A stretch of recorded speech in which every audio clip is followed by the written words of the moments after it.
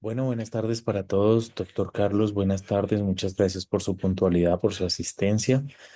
Siendo las 6:01 de la tarde, creo que ya tenemos quórum para empezar, así que el auditorio es suyo. Gracias, doctor Ernie.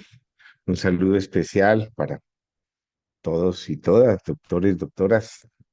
Con mi saludo, un agradecimiento especial por la comprensión. Hace 15 días no pude estar con ustedes y les agradezco su comprensión. Realmente, como le explicaba el doctor Rincón, fue una cuestión de última hora de salud y bueno, ya estoy en otras condiciones. Muy contento de poder estar con ustedes. Bien. Reiniciemos o retomemos el tema, les propongo, que veníamos analizando hace más de 15 días con ustedes, maestrandos de esta hermosa maestría que es la de perfilación, ¿verdad? Entonces, retomemos algunos temas. ¿Me quieren acordar sobre los temas que estábamos revisando? ¿O quieren ustedes abordar un tema? Porque yo hoy estaba pensando en qué bueno tratar con ustedes un tema de, como los que veníamos hablando, de manejo del lugar de los hechos y conocimiento del actuar criminal, en uno de los temas más sensibles para el país en este momento, que es la violencia de género, la violencia hacia la mujer, la violencia sexual, y que son unos temas tan importantes que desde el punto de vista forense, que es donde yo los abordo, pues tienen unos elementos interesantes que analizar. No sé si ustedes estén de acuerdo que hoy toquemos ese tema, si les interesa, Profe, o si buenísimo. tienen alguna otra inquietud. Andrés, entonces, ¿estás de acuerdo? ¿Quién más? Sí, señor, me parece perfecto.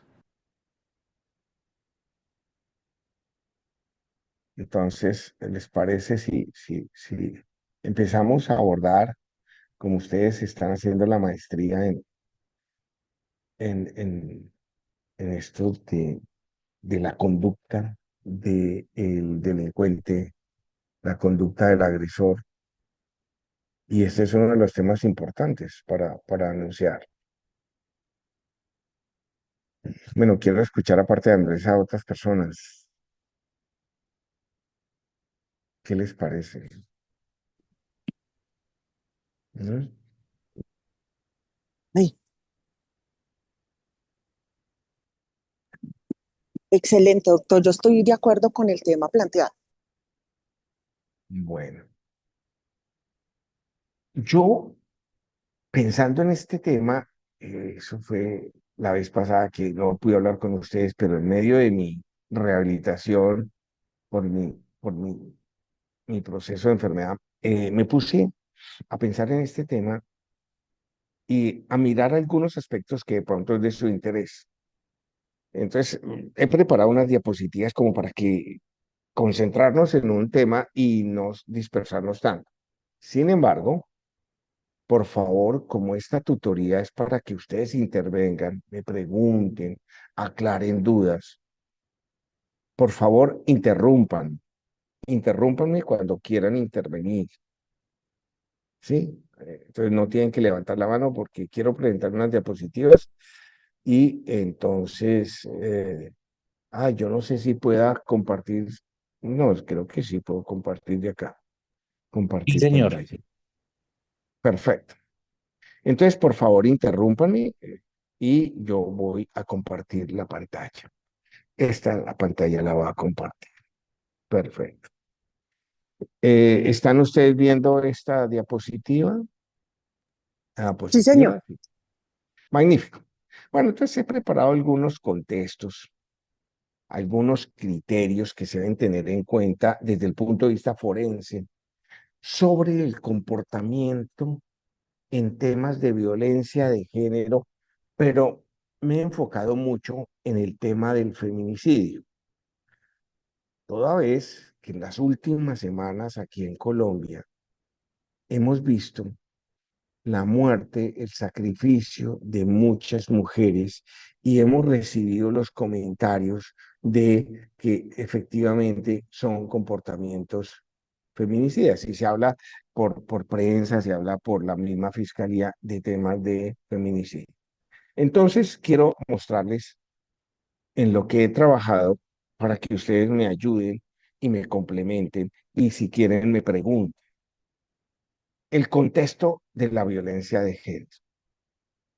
A mí me parece un error estudiar una muerte o una lesión a una mujer de manera individual. O sea, de manera de que solo estudio esto como violencia de género o solo lo estudio como feminicidio. ¿Por qué? Porque lo que tenemos a hoy es que alrededor de la mujer tenemos muchas formas de violencia. Hoy es muy claro que alrededor de la violencia de género se desarrollan otras formas de violencia. Aquí las tenemos. La violencia interpersonal, la violencia sexual, la violencia de niños, niñas y adolescentes, la violencia de pareja, en este caso niñas, en el caso de género, la violencia entre familiares. Es decir, que cuando nosotros vamos a mirar un contexto desde el punto de vista de la perfilación, del comportamiento criminal, debemos tener en cuenta que estas violencias no se generan solas. Y tenemos que tener en cuenta que el agresor, el comportamiento del agresor, no se da en un solo sentido. El comportamiento el agresor participa en todas las formas de violencia. El agresor que participa de una violencia intrafamiliar tenga la plena seguridad que muy seguramente participa de una violencia sexual, de una violencia de pareja, de un maltrato infantil, participa. Entonces, el punto de partida es considerar que en el contexto, este estudio del comportamiento criminal se tiene que hacer pluricausal, ¿sí? Pluricausal. Así las cosas, cuando un forense se enfrenta al término feminicidio, por ejemplo, muere una mujer y entonces dice, bueno, vamos a investigar si se trata de un feminicidio. Un investigador, que digamos que lo más grave es la muerte, tiene que trabajar primero el contexto.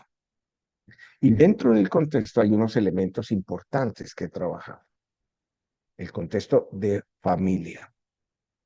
Generalmente, las familias, en estos casos, el contexto, al estudiar la familia, lo que tenemos es que son familias donde predomina la autoridad, no el diálogo. No son familias donde se dialogue. Por el contrario, son familias donde predomina la autoridad, donde frecuentemente encontramos que el contexto involucra a un jefe de hogar, un jefe de familia, que es el que coordina y ordena todo, es el que decide qué se come, cómo se viste, es el que decide quién tiene oportunidad para salir, para divertirse, quién puede ir al cine, quién puede ir al parque. Es el que decide hasta cómo se visten y qué amigos o amigas tienen. Él decide todo. Y ese contexto va a ir desarrollando unos comportamientos que en forense tenemos que tener en cuenta, comportamientos de autoridad. Está descrito por textos en psicología, por psicólogos muy juiciosos en este campo, la espiral de la violencia al interior de la familia y además la cascada de la violencia.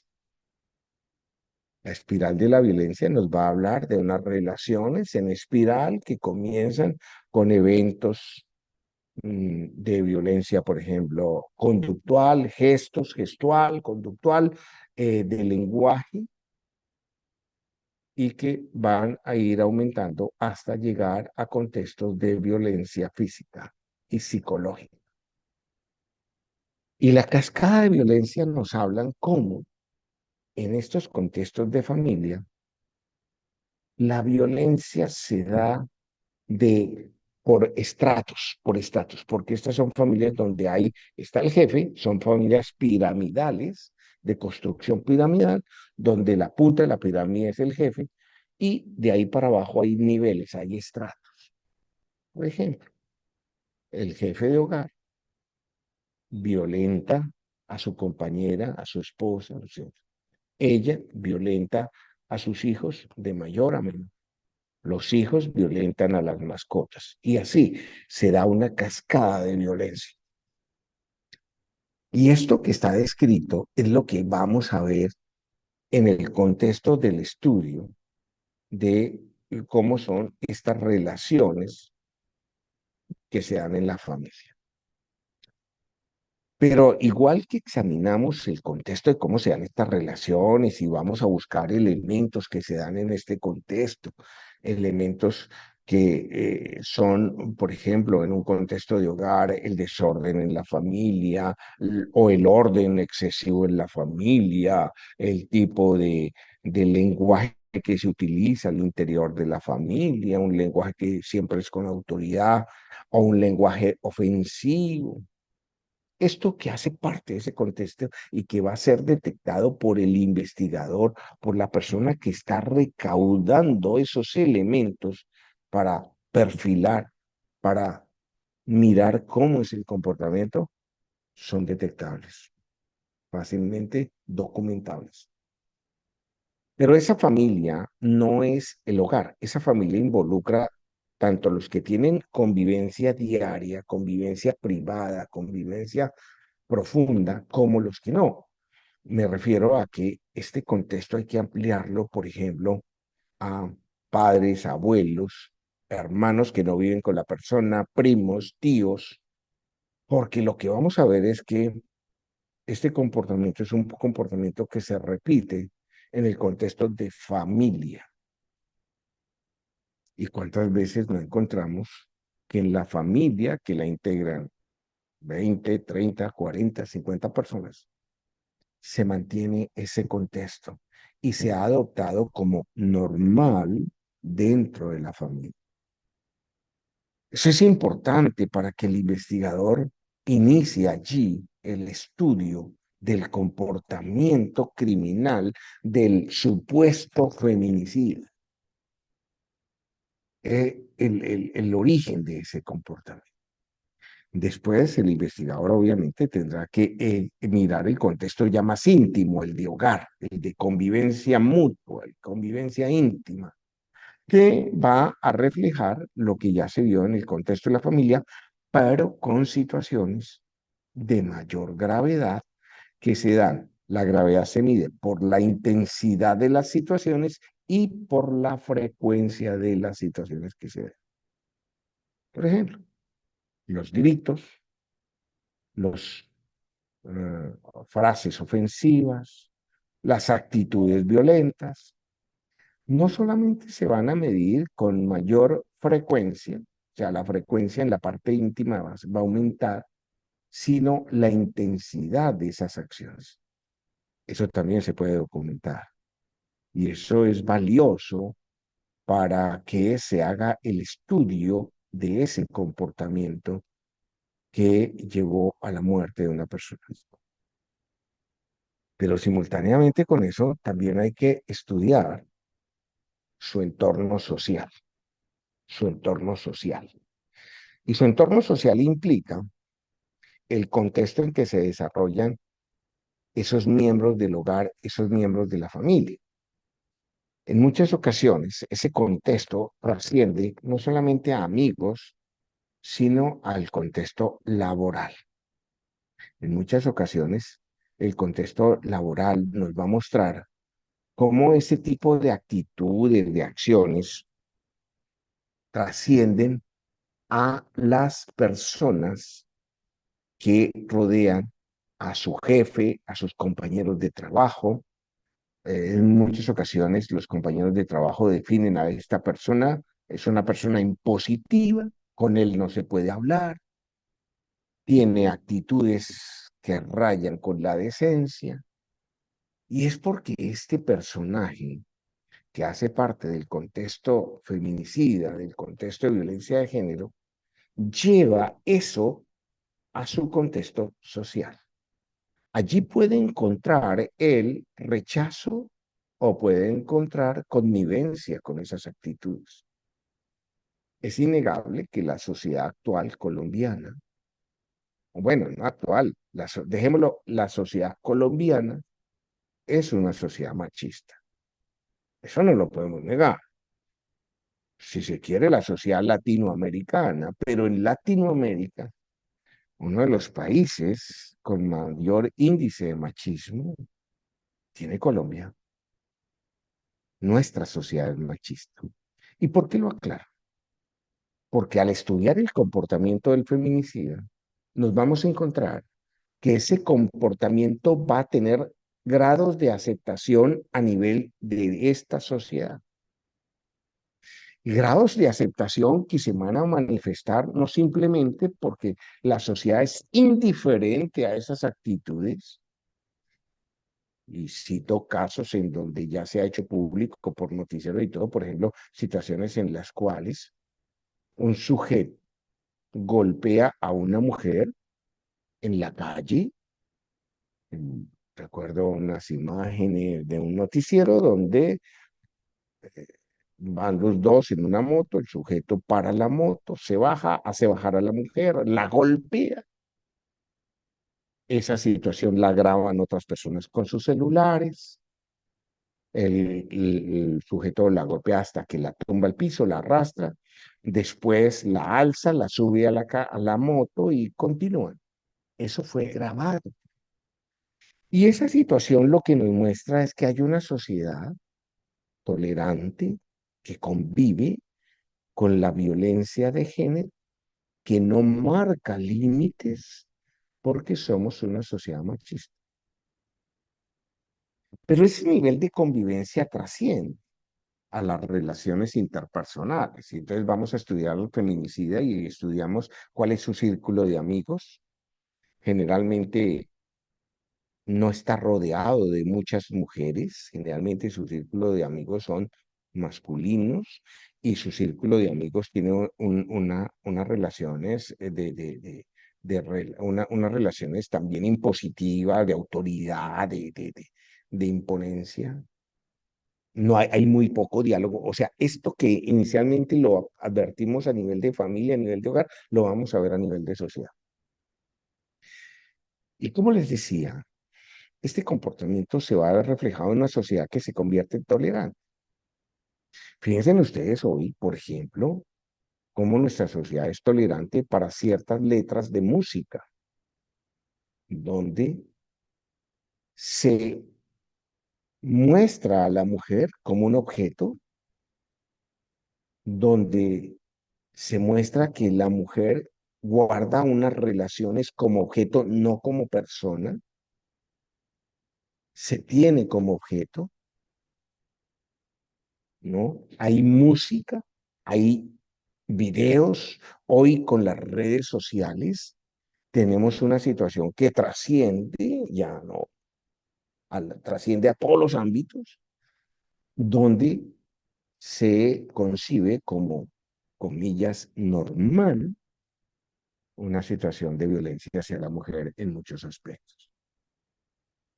Entonces, al estudiar el comportamiento del criminal, nos damos cuenta que esto ha trascendido y que esto ha sido ejemplo para otros, ¿sí? Para otros. ¿Cuántas veces esta persona que ha agredido a la mujer y que llega hasta matarla, no ha dicho es que en la casa sí mando yo? Es que a mí sí me obedecen, a mí sí me hacen caso. Cuando uno mira esto y el investigador mira todo este contexto y toma datos y da la información, el paso siguiente es, bueno, ¿cómo ha sido el desarrollo psíquico y físico de este sujeto que estamos investigando en este contexto? Y vamos a ver cómo el desarrollo psíquico de esta persona ha sido un desarrollo de privaciones. Esto no se da al azar.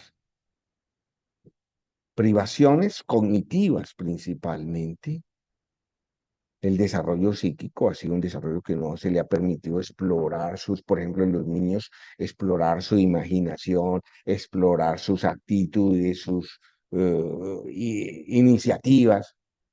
Son niños a los cuales se les ha privado de esa capacidad de desarrollo exploratorio y que se les ha limitado mucho. No solamente se limita mucho en su actividad física, son niños que poco tienen oportunidad de jugar y si juegan son juegos agresivos, sino también son niños que se les ha limitado mucho su capacidad de imaginación, su capacidad de recreación, su capacidad de construcción de contextos y manejo de contextos. No se les ha permitido eso. Y en ese contexto vamos a ver que ese niño ha crecido en ese ambiente de privaciones, teniendo que lo poco que consigue de su desarrollo psíquico, pelearlo, pelearlo. Y nunca argumentar, nunca lo ha conseguido con base en argumentos, en actitudes, no porque se le ha privado de esas actitudes. Entonces vamos a mirar ese desarrollo psíquico del niño. Realmente, si uno mira los antecedentes de cómo fue su infancia, su adolescencia, vamos a ver, por ejemplo, y eso es muy fácil mirarlo, si uno pide la historia clínica de cuando fue desde niño, no tuviera la oportunidad, hoy es más fácil que antes, de pedir, por ejemplo, la historia clínica de un sujeto que está siendo investigado por posible feminicidio, el sujeto tiene 30 años, sería interesante y es posible pedirle la historia clínica desde niño. ¿Por qué lo digo? Porque en la historia clínica vamos a ver cómo ha sido su desarrollo psíquico y físico en este sentido. En la historia clínica, por ejemplo, vamos a ver cuántas veces iba al médico en un año. Y no se extrañen de encontrar que esa persona que hoy está siendo investigada por feminicida, cuando era niño, no lo llevaban al médico. No lo llevaban al médico y lo privaban eso. Y eso es un contexto de maltrato. Porque todos los niños tienen derecho a tener salud y mínimo un niño en los primeros, por lo menos, los primeros 7 años, 10 años, va al médico una vez al año. Pero lo que vamos a ver es que no va al médico. Y cuando va al médico, vamos a encontrar que en la historia clínica nos habla de que en la infancia las patologías asociadas son patologías de descuido. Por ejemplo, enfermedades infecciosas, infecciosas en la piel, infecciosas a nivel de boca, a nivel de genitales, ¿sí? Enfermedades de descuido como desnutrición, parasitismo. ¿Y eso qué nos está reflejando? Las privaciones que tuvo el niño en su desarrollo, o la persona, pues, cuando era niña, en su desarrollo. Privaciones de orden físico y psicológico. Entonces, el estudio de la historia clínica es muy, muy importante, muy importante. Cómo en su adolescencia empieza a tener problemas traumáticos. Y vamos a encontrar en la historia clínica, por ejemplo, el niño que se luxa la rodilla, que se luxa el cuello del pie, probablemente en actitudes violentas, la presencia de hematomas, todo esto. Es decir, que fíjense ustedes que para meternos en el contexto de cómo es el perfil de este sujeto que hoy lo tenemos investigando como autor feminicida, pues el contexto es muy amplio.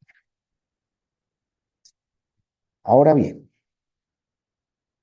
para avanzar en el estudio de el actuar feminicida, no solamente hay que mirar el contexto, sino lo que vemos en la diapositiva, las relaciones. ¿Cuáles eran los roles que tenía? Y sobre todo, los roles frente a la víctima del feminicidio, los roles de la mujer que fue atacada. ¿Qué rol tenía la mujer y cuál era el comportamiento de ese hombre frente a los roles de la mujer? ¿Por qué?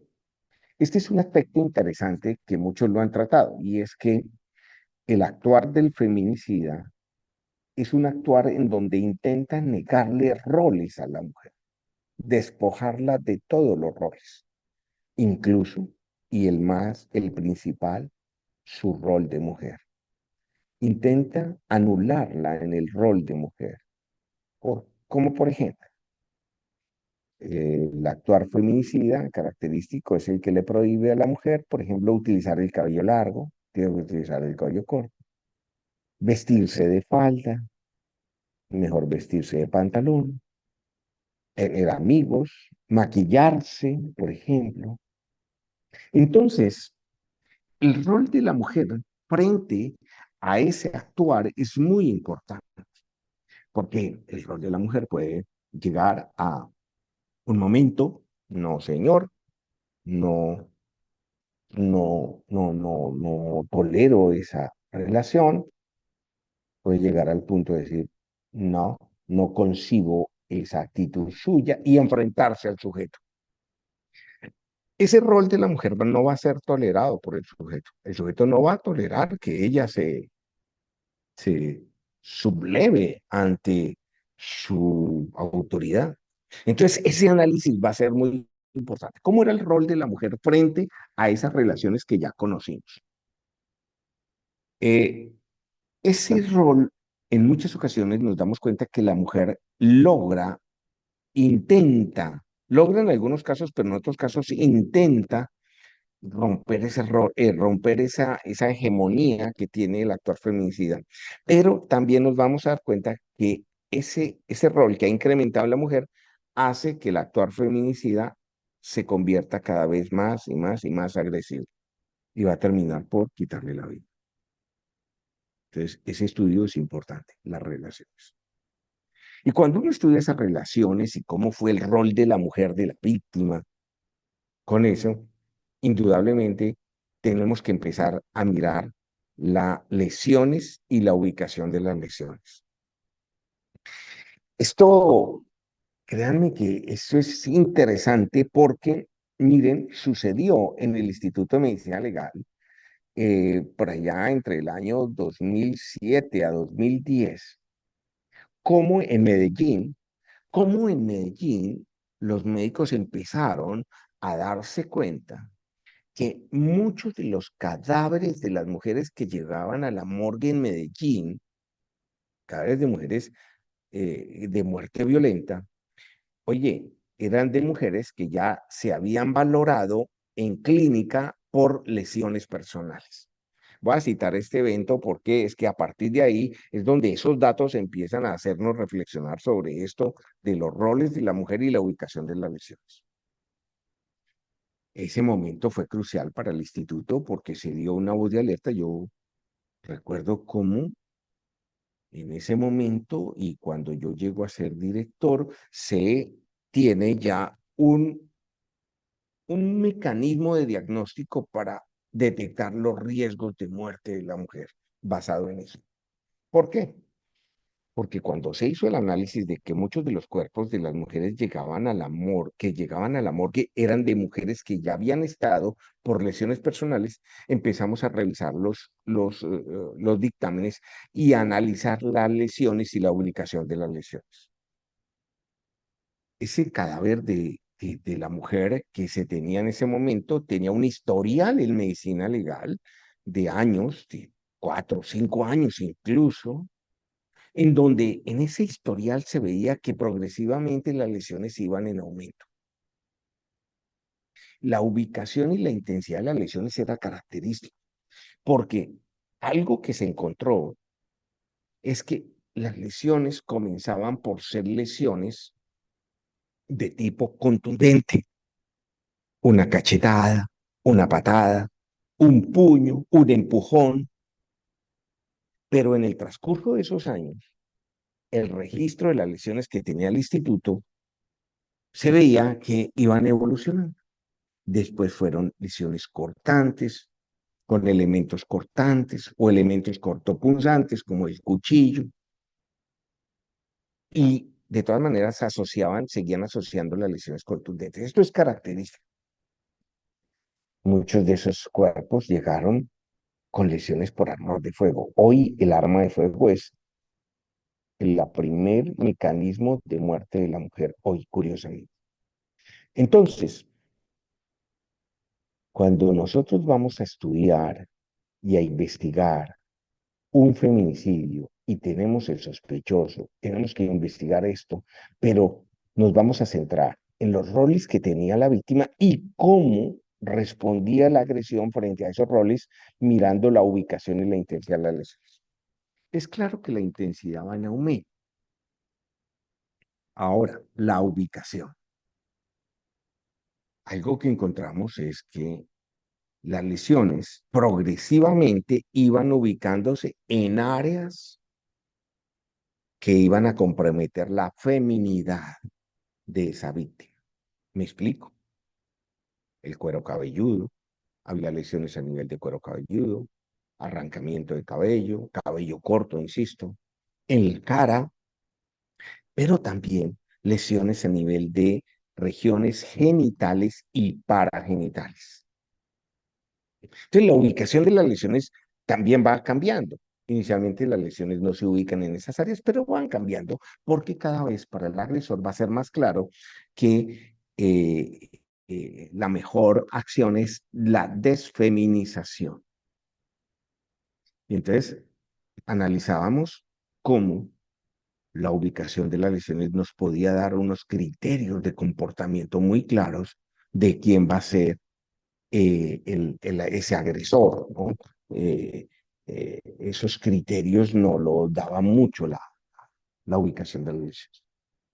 Ahora bien, eso que se tenía hasta ese momento, se tenía que constatar con la versión que se daba. Porque en ese ambiente, en ese desarrollo de la investigación, ustedes van a encontrar que los relatos de personas que conviven, los mismos familiares, los mismos compañeros de trabajo, los mismos amigos, etcétera, van a dar versiones de cómo se comportaba. Y vamos a encontrar, esto es un elemento importante dentro de la investigación y que va a dar luces al momento de hacer juicios, de momentos de juzgamientos, y es la relación tan estrecha que hay de las versiones con los hallazgos que hemos tenido, con los hallazgos en la historia clínica, con los hallazgos, porque no siempre ustedes van a encontrar antecedentes en medicina legal, porque generalmente la mujer no va a medicina legal, no denuncia por miedo, por muchas razones que ahora podemos comentar. Pero sí los hallazgos en la historia clínica. Aquí es muy importante contar con una historia clínica y poderla revisar y ojalá que quienes la revisen sean médicos, médicas que tengan conocimiento de esto. Y este punto nos daba las grandes luces, la revisión de esos hallazgos que hasta ahora hemos comentado con las versiones que daban las personas que estaban, de las cuales se rodeaba esa víctima. Eso da muchas luces para entender el comportamiento. No hemos hablado hasta ahí del lugar, pero el lugar de los hechos va a ser importante. Pero fíjense ustedes que primero hay que mirar los contextos y después mirar el lugar. Aquí hay siempre una tendencia que primero hay que ir al lugar y yo no digo que sí, que no, pues, pero lo ideal, lo mejor es primero entender el contexto para ir al lugar. Ahora, el lugar no necesitamos, en estos casos, el investigador no necesita ir al lugar como si fuera un accidente de tránsito, que lo primero que hay que hacer es llegar al lugar de los hechos y acordón. No, no, no, no. Aquí el lugar lo podemos visitar después, pero cuando ya tengamos criterio. ¿Por qué? Porque como ya hemos hecho un estudio de contextos que acabamos de explicar, cuando vamos al lugar de los hechos ya tenemos más criterio para poder entender el lugar. Una de las grandes fallas del investigador de la criminalística, forense, es que visitar al lugar sin poder entenderle el lugar es un fracaso desde ya es un fracaso. Entonces, ¿cómo podemos entender el lugar de los hechos? Pues habiendo hecho una labor de contexto previa. ¿Y qué vamos a mirar en el lugar? Vamos a mirar estos tres elementos que hemos señalado aquí. Busquemos en el lugar el ambiente de violencia. El ambiente de contexto que hemos aprendido de la violencia de las relaciones se va a reflejar en la disposición del lugar. El lugar nos va a reflejar, por ejemplo, un ambiente de autoridad, ¿sí? Imagínense, no hay un solo cuadro en la casa, las paredes, no hay disposición para áreas de juego en los niños, áreas de convivencia, para áreas de recreación, de manejo del ocio en la familia, no hay disposición para esto. Un ambiente de violencia. Cuando uno mira la habitación de un niño que ha sido violentado, por ejemplo, una niña violentada, es una zona de desorden, de alteración, donde se guarda todo pero en desorden, donde no hay elementos como de ocio, como juguetes en disposición, y si los hay son desordenados, no es un ambiente ordenado. Indudablemente es un ambiente que nos enseña de violencia. La ropa en un ambiente, esto es una ropa mal dispuesta, no está ordenada, no está dispuesta, ropa sucia, en disposiciones que no corresponden. Hay un desorden en todo, pero en el lugar vamos a encontrar elementos que han sido utilizados como elementos agresores. Me refiero, por ejemplo, interesante cuando se ha visitado el lugar de donde se ha desarrollado estos ambientes feminicidas, por ejemplo, la cocina, el comedor, que es un lugar donde se comparte con toda la familia, inicialmente, donde vemos, por ejemplo, donde se guardan los cuchillos, están a la vista, a la mano, los sartenes, todo eso a la mano, a la vista, porque generalmente son utilizados como para mostrar la agresividad, para hacer alarde de esa agresividad. En el ambiente íntimo podemos encontrar elementos agresores como, por ejemplo, elementos para atar a las personas, amarrarlas.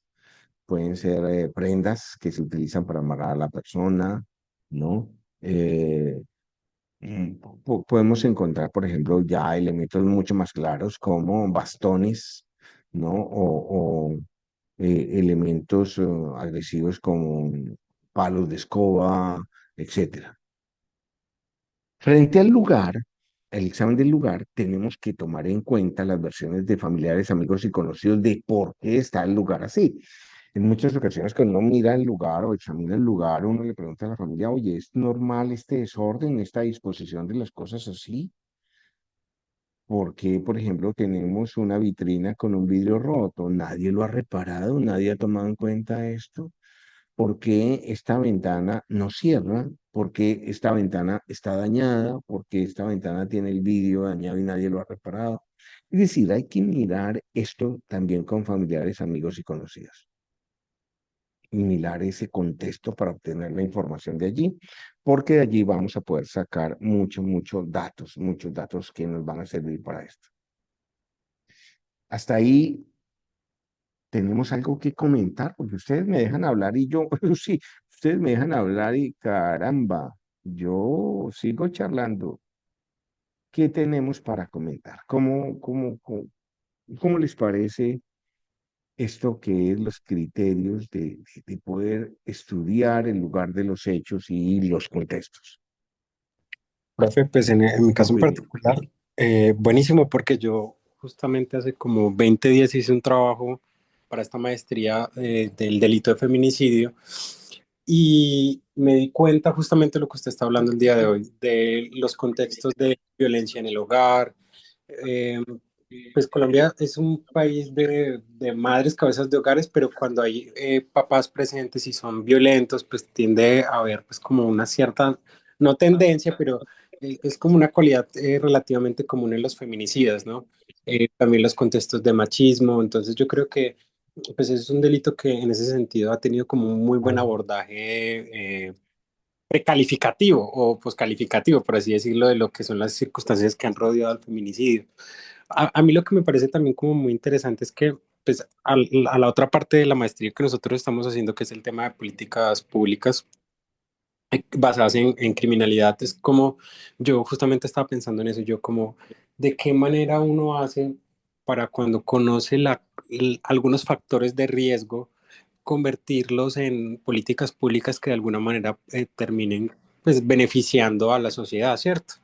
Entonces, pues Uy, yo sé sí, porque yo sé que afortunadamente, por ejemplo, se tomó pues unos mecanismos de protección a las víctimas de agresiones, para que literalmente pues las agresiones físicas pararan y pues no volviera y no se aumentara las lesiones hasta llegar a sí. ser un homicidio.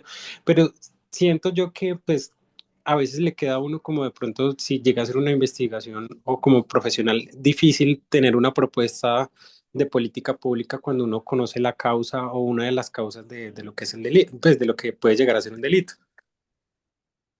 Sí, tienes toda la razón, Andrés. Mira, yo soy un crítico de la política pública en estos aspectos,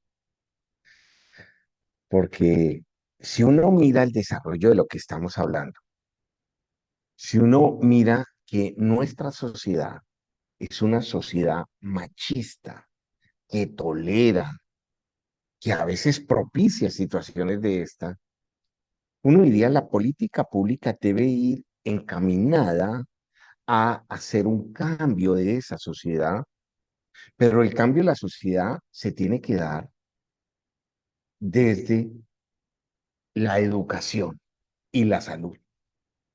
Y yo soy un crítico de esto porque si en este contexto de un país machista analizamos quiénes han estado ausentes, pues déjeme decirle, y yo creo que con Andrés paramos la misma opinión, que quienes siempre han estado ausentes es el sector educativo y el sector salud, porque muchos de estos eventos se le han dejado al sector justicia, que tiene que buscar al asesino, tiene que buscar el perfil del asesino, tomar medidas, y todos piensan que todo se arregla con penas, con adecuaciones del Código Penal. Nada. A mí me llamó la atención mucho, y yo fui muy crítico, por ejemplo, aquí en Bogotá, en la administración de Bogotá pasada, cómo frente a la violencia en la mujer, cuando quien dirigía la administración era una mujer, la política pública se enfocó no a la educación, no a enseñarle a los niños, a las niñas, desde los niveles más bajos, el respeto al ser humano, la convivencia, no enseñarle a los padres de esos niños el respeto, la convivencia, el diálogo, sino a fortalecer las casas de cuidado. O sea, no son medidas preventivas, sino ya medidas de último nivel. Y lo máximo que hizo fue diseñar un pito rosado, creo que fue para que cuando una mujer se viera agresiva, agredida, pues sonara el pito. Eso me parece absurdo y yo estoy de acuerdo que nos falta política pública y entender la política pública. Pero ¿quién mejor que ustedes que están haciendo una maestría en este tema, quienes están estudiando cómo es el comportamiento y cómo es la situación del fenómeno delictivo, quienes pueden encontrar cuáles son las variables que debemos tomar en primer lugar como variables primarias, primordiales para abordar? Yo creo que son ustedes quienes determinan esas variables, ¿sí? Y en ese sentido, ustedes nos van a dar un aporte fenomenal en la comprensión del fenómeno de la conducta criminal, ¿no? Para decir, mire, una acción preventiva es la educación, y yo sí lo considero, la educación, ¿no? antes de llegar a la fiscalía, de que un caso llegue a la fiscalía, es porque nunca se educó, nunca se construyó un ser humano mejor. Y hoy la mujer en este ambiente machista vive los resultados de una falta de criterios en política, en educación, en salud, en vivencia. Fíjese hoy que la salud más crítica que tenemos en Colombia es la salud de la mujer. A mí me llama la atención cómo la mujer, niños y niñas están desprotegidas. Las maternas, por ejemplo, no, están desprotegidas. ¿Sí? Ese sería mi comentario frente a tu argumento. Me parece genial ese argumento que tú expones. ¿Alguien más quiere opinar o continuamos?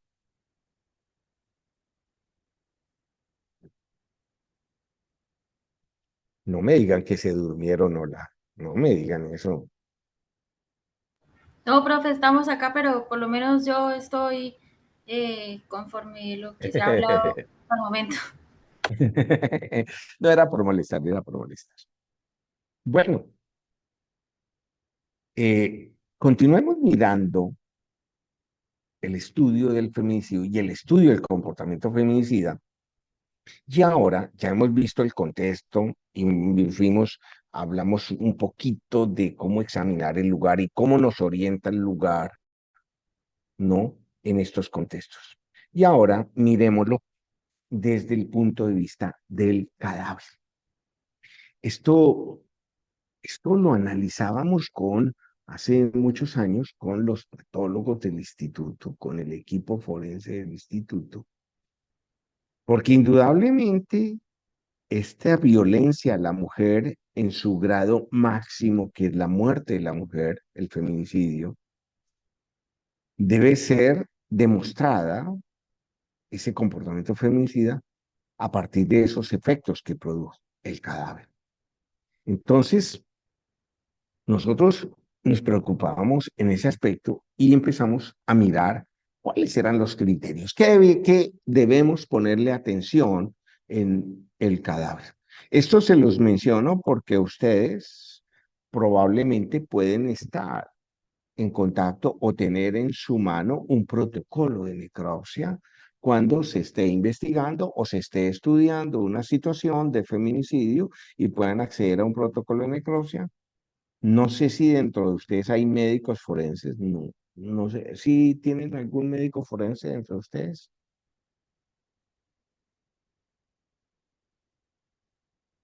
No, no hay nadie.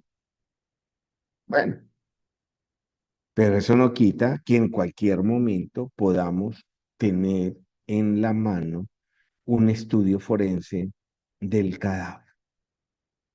Entonces, ¿qué es lo que se tenemos que mirar como criterios orientales? Primero, ¿cómo se identificó la lesión? ¿Qué significa esto? Que las lesiones que vamos a encontrar y que se van a identificar o que las identificó el médico, nos van a mostrar unos criterios, por ejemplo, en tiempo y en ubicación, que ya lo vamos a escribir, diferentes.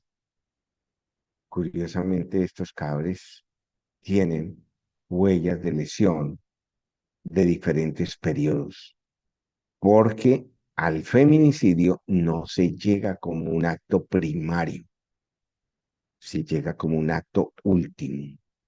¿Qué quiero decir con esto? Que en el acto feminicida, las acciones que llevan a esto van en progreso y son progresivas en tiempo, en intensidad, en frecuencia. Por lo tanto, cuando se va a estudiar el cadáver y sus lesiones, vamos a encontrar que las lesiones se identifican de diferente manera. Algunas son cicatrices, algunas son lesiones que no han cerrado, algunas son lesiones contaminadas, algunas son lesiones que no tienen un buen desarrollo biológico de reparación. Vamos a encontrar también que hay lesiones en las cuales no se le dio la atención debida, debidamente. Es decir, por ejemplo, una persona tiene una lesión, no se lleva al médico, esa persona tiene una reparación anómala de la lesión, todo eso es lo que vamos a encontrar en el cadáver. Entonces, el cadáver de la víctima de feminicidio nos va a mostrar todo esto. Y a eso le vamos a sumar la descripción. ¿Por qué hablamos ahí de la descripción? Porque en estas lesiones vamos a encontrar cómo varían, al describir la lesión, cómo varían de acuerdo a la intensidad, la frecuencia, la severidad del daño. Muy importante, porque el actuar feminicida es un actuar que no intenta anular del todo inicialmente a la víctima, sino que lo va a hacer progresivamente. La va a anular de manera progresiva. Y eso tiene de la mano con que esa acción feminicida la anula, intenta anular a la persona no solamente en la agresión física, sino psicológica. Por ejemplo, recuerdo muchas situaciones en las cuales se demostraba cómo el feminicida previamente le había impedido a la mujer estudiar, no le dejaba ir a terminar su bachillerato, no la dejaba participar en reuniones. En las reuniones, una forma de no participar era callarla, no la dejaba hablar, le decía, cállese, no tiene nada que decir, sálgase de acá. Y esas actitudes iban a ir en aumento, la empujaba y empezaban a haber lesiones de diferente profundidad, de diferente tamaño, de diferente intensidad, que progresivamente llevaron a que tomara acciones físicas más agresivas que le causaron la muerte. Pero a lo que voy es que la descripción de las lesiones va a ser muy, muy interesante por el contexto de cada lesión que veamos en el cadáver, sobre todo por la edad de las lesiones, antiguas, más recientes, más recientes. Ahora, la ubicación de las lesiones. Esto ya lo habíamos hablado antes, hace un momento, sobre que la acción feminicida va evolucionando en términos de desfeminizar su rol en la familia, desfeminizar su rol en la sociedad, su rol en el trabajo. ¿Sí? Es un clásico, por ejemplo, las frases de desfeminización de usted no sirve para nada, usted no lo hace bien, está mal hecho, yo tengo que hacerlo solo. Y esos roles van degenerando una ubicación de los daños que se le va a causar a la mujer mayor. Entonces, esa ubicación intenta desfeminizar. ¿Y cómo se producen las lesiones? Por ejemplo, inicialmente lesiones en manos, lesiones en brazos, por empuje, por ataduras, por compresión de los brazos, lesiones en la cara, en el cabello, lesiones a nivel del tórax, a nivel de glándulas mamarias, en el abdomen. El abdomen es una región muy importante porque para el feminicida, el abdomen le representa maternidad, le representa condiciones de feminidad importantes. Mm, obviamente, la ubicación a nivel de genitales, regiones paragenitales, glándulas mamarias, glúteos, muslos, etc. Con todo eso, avanzamos a la edad de la lesión. Sí, señor, la edad de la lesión son diferentes, son lesiones ya antiguas, son lesiones antiguas no reparadas, mal reparadas, mal cicatrizadas, en las cuales uno a veces no se explica, oye, pero ¿por qué esta cicatriz quedó así tan mal? ¿Qué pasó aquí? ¿Qué sucedió? Cuando hay lesiones sobre lesiones ya reparadas, me explico, cuando se producen lesiones sobre otra lesión ya cicatrizada. Esos son los criterios orientadores de que aquí tenemos un cadáver que es resultado de una acción feminicida. El siguiente acto es mirar los mecanismos de la lesión. ¿Qué mecanismos se dieron? En el estudio que les comento de la regional noroccidente en Medellín, en Antioquia, donde por allá entre el 2007 y el 2010 se hace todo este estudio cuando se plantea que los cadáveres que llegan de mujeres corresponden a mujeres que ya habían sido valoradas en clínica forense. Empezamos a revisar eso y vemos cómo evolucionan los elementos y los mecanismos de lesión. Curiosamente, esto dio pie para que en el cumpleaños número 100 del instituto, cuando yo era director en el 2014, cumplía 100 años, el instituto se creó en 1914, o sea, en el 2014 se hizo un estudio. El estudio se hizo por la Universidad del Rosario.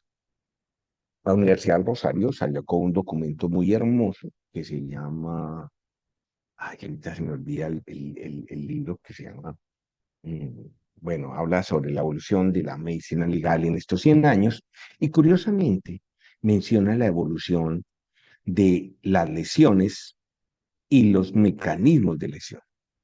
Curiosamente nos habla de que hace 100 años, en la primera década del siglo pasado, la mayoría de las lesiones que veíamos en mujeres, que ahí no había violencia interpersonal ni violencia de género, porque eso no estaba tipificado, pero sí habían lesiones personales, eso sí existía.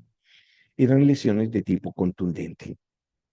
¿Y cómo ha evolucionado a los 70s, 80s, 90s, donde las lesiones evolucionan a ser lesiones cortantes, cortopunzantes, ¿no? Bueno, también hay un periodo de los 50s donde la lesión cortante es evidente, en la época del corte de franela,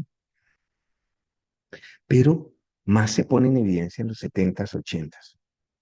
Los desmembramientos en los 80s y 90s, y cómo en los últimos años ha evolucionado de eso a el arma de fuego.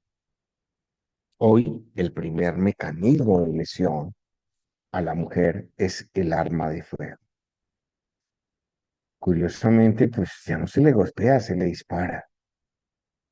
Y esto es algo que vale la pena que lo analicemos y que lo discutamos y opinemos sobre eso,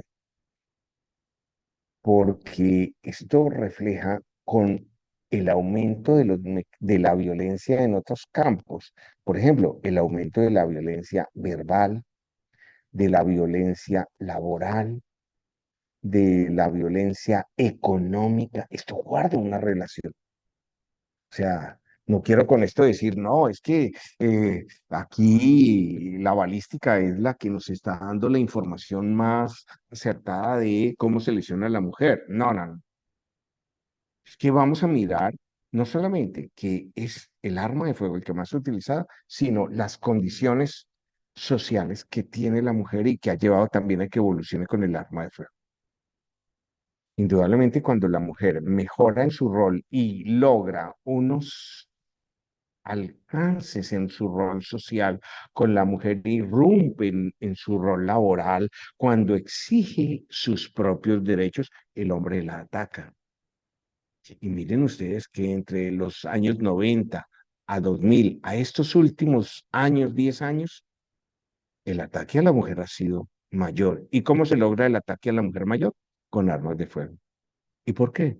¿Por qué no analizamos eso frente a que la mujer ha logrado más avances? Esto, esto es interesante y ojalá que sea motivo para que ustedes lo aborden también y lo podamos discutir aquí, cómo estos elementos y mecanismos de lesión guardan relación con todo este desarrollo que tenemos hoy. Cómo las lesiones, y viene el otro punto, está asociada a tratos crueles.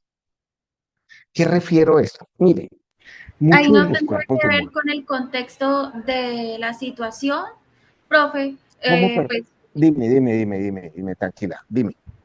ahí no tendría Sí, que ver más que todo el contexto de la situación, aquello que ha pues suscitado en varios debates la Corte Constitucional a la hora de emitir una decisión judicial y es precisamente el contexto que, por ejemplo, en un caso de feminicidio o en un caso de homicidio, más que todo, en el que la mujer se trató de defender y pues en este orden de ideas se debe tener un contexto antes de. Sí, precisamente lo que analizábamos en un principio. Recuerda que comenzamos fue mirando, hombre, debemos mirar el contexto familiar, el contexto de hogar, el contexto social, el contexto laboral. Eso fue lo que discutimos antes. Pero antes de llegar a esto, a mirar el cadáver, lo interesante es que se tenga un estudio del contexto en el que se está desarrollando.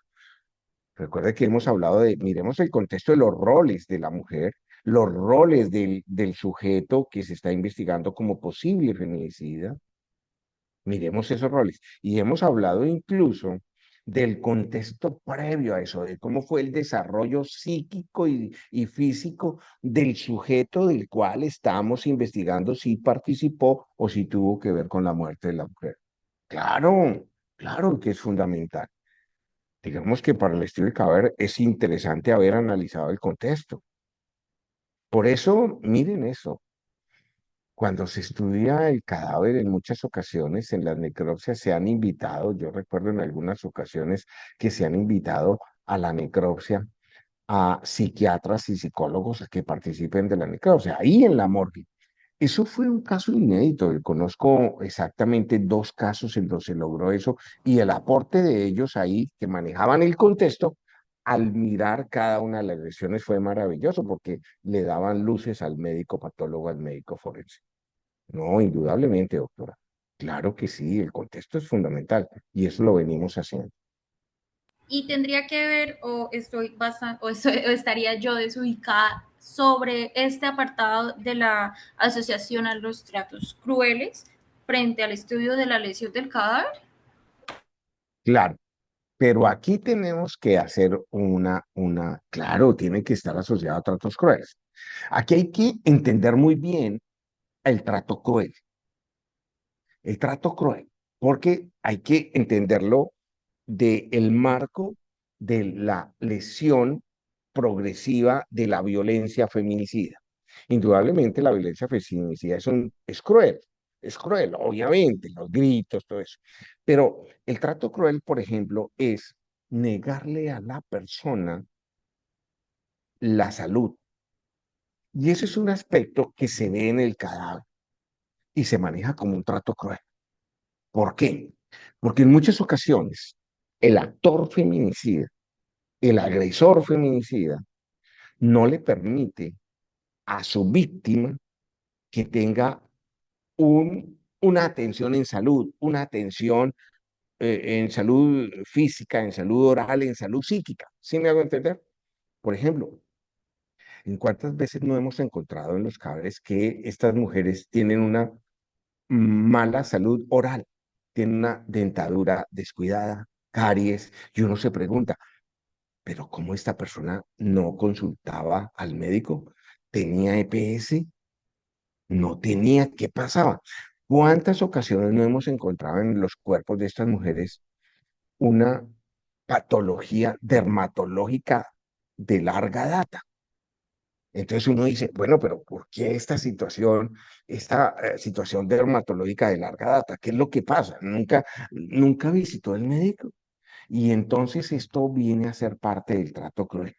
Pero este trato cruel que se hace evidente cuando nosotros examinamos un cadáver, lo vamos a relacionar con el trato cruel que ya se debió haber identificado en los comportamientos de contexto, como fueron, por ejemplo, negarle a la víctima posibilidades de desarrollo, por ejemplo, estudio.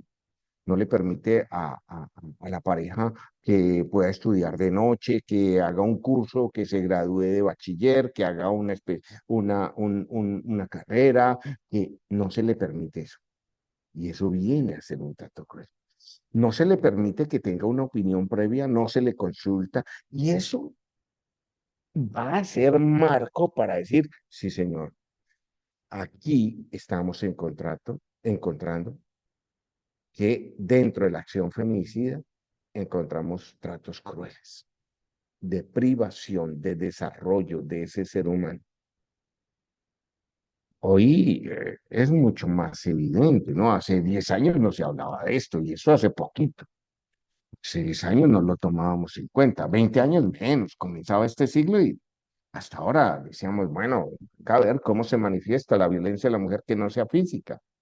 Y hablamos de la violencia psicológica, pero miércoles, ¿y cómo es la violencia psicológica? Aquí hay una violencia psicológica social que le anula como ser humano. Y es como lo vamos a llamar, trato cruel, trato cruel.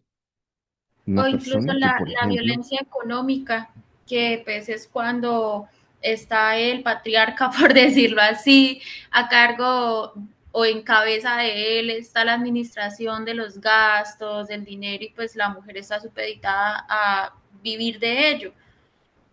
Y cuando sí, pero pues esa ya la hemos separado del trato cruel, ¿no? Ya la identificamos con una violencia propia, una violencia que tiene unos principios claros, unos objetivos claros, que ya no la identificamos claro. Hace parte de la crueldad de todo este fenómeno, pero vamos a ver a tratos crueles y ya la hemos independizado y la identificamos aparte, ¿no? Esa violencia económica, ¿no? Lo mismo que la violencia laboral, la patrimonial también la hemos separado, ¿no? Entonces, eso como para decir, bueno, aparte de la violencia económica que hoy por hoy resulta mucho más obvio, y de la violencia patrimonial, bien, resulta hoy, digamos que más claro de entenderla. Lo que no es claro de entenderla hoy, porque se está trabajando desde hace muy poco, es esta situación de tratos crueles que preceden o que acompañan mejor la violencia de género, ¿no? Y que se puede documentar y que el investigador la puede detectar. Ese es el interés digamos, de esta charla, decirle, mire, esto no es que pase desapercibido, esto lo podemos documentar, ¿no? Y como ustedes acaban de decir, pues desde el contexto lo podemos. Sí, estamos de acuerdo. sí, doctor, sí, señor. Bien, y siguiendo ahí con ese diagrama que elaboré de ahí con flechitas, viene la asociación con lucha o defensa. ¿Qué significa esto? Mire, si bien son situaciones físicas que podemos detectar, que hay signos físicos de lucha o defensa, la lucha o defensa comienza desde la parte psíquica y la parte comportamental y la parte gestual y la parte lingüística. Me explico. En el desarrollo de este cascada de violencia del cual hablan los psicólogos, cuando la agresión comienza como una agresión de gestos, una agresión de actitudes, una agresión en el lenguaje, se empieza a dar también por parte de la víctima una defensa, una lucha por respeto, por pedir y exigir el respeto hacia ella. Pero lo que vamos a encontrar es que es una lucha que se va negando y que se le va negando en su contexto social, familiar, laboral. Esta lucha se determina mucho en las versiones que pueden dar de cómo era la relación entre el sujeto que se está investigando por posible feminicidio y la víctima, porque familiares, amigos, compañeros de trabajo nos hablan cómo nunca le pusieron atención, cómo la persona podía protestar, cómo la persona se quejó, pero nadie le prestó atención. ¿Cuántos casos no conocemos que la víctima que hoy murió incluso le avisó a los familiares, incluso comentó de esas situaciones con los amigos, con los compañeros de trabajo, y nadie le prestó atención? Y eso significa que hubo lucha, que hubo defensa. Es decir, hay que sacar del contexto esa creencia que la víctima fue agredida porque se dejó. Y muchas personas dicen, no, pero jamás se defendió, eso sí, nunca se defendió. No, eso no es cierto. Porque en este contexto, cuando vamos a investigar la asociación de la defensa, de la lucha que la víctima hizo y que desgraciadamente fracasó porque murió, fue porque fracasó en un contexto en todos los niveles, social, laboral, familiar, de hogar, todo, y que la ahogaron. Claro que muchas de esas manifestaciones de lucha de defensa son físicas y en la morgue, en el cadáver la vamos a encontrar. Sí, signos de defensa, ¿no? Pero esto lo guardamos, le guardamos relación con lo anterior, cómo se defendió las agresiones eh, psicológicas, sexuales, emocionales, económicas, como se mencionaba hace un poquito, cómo se defendió eso. ¿Mm? Entonces, este es otro punto que con el cadáver y el estudio del cadáver y las personas que pueden colaborar con esto, pues nos ayudan mucho a eso. Y viene otro punto interesantísimo y es la asociación con violencia sexual. Uy, y la violencia de género está íntimamente relacionada con violencia sexual. Eso sí es una relación íntima. Y es que la mujer va a ser tomada como objeto a partir de su feminidad, de su sexualidad. Hoy es más grave esto, más evidente, cuando vemos que el tema sexual en el contexto social es un tema que se comercializó. Increíble. Hoy hay hasta canciones, letras de canciones que intentan comercializar incluso a menores de edad y comercializarla sexualmente. Entonces hoy la sexualidad del hombre, de la mujer, es un comercio. En este mundo en que estamos, en este momento donde las redes sociales, donde la comunicación es un arma en la cual se bombardea permanentemente porque un hecho se puede comunicar en segundos a miles, por no decir millones de personas, donde la comunicación es un instrumento de cotidianidad que puede llegar a donde llegue. En este momento, la consideración de la sexualidad del ser humano es un comercio que se vende, que se distribuye, que se organiza y además que se naturaliza, diría yo. Hoy consideramos como natural, pues, no sé, el perreo y las canciones y, bueno, que en las redes sociales, pues, existan lugares para pedir, exigir comportamientos sexuales, que se compre y que se venda. Eso se considera natural. Que hoy quien tiene un teléfono a la hora de venderle le dicen, mire, este tiene más capacidad, este tiene 5G, este tiene conexión inmediata con todos las bases de datos, este tiene una capacidad de almacenamiento. Es el mundo de hoy. Ese mundo está contribuyendo mucho a la naturalización de esta asociación de violencia a la mujer con violencia sexual.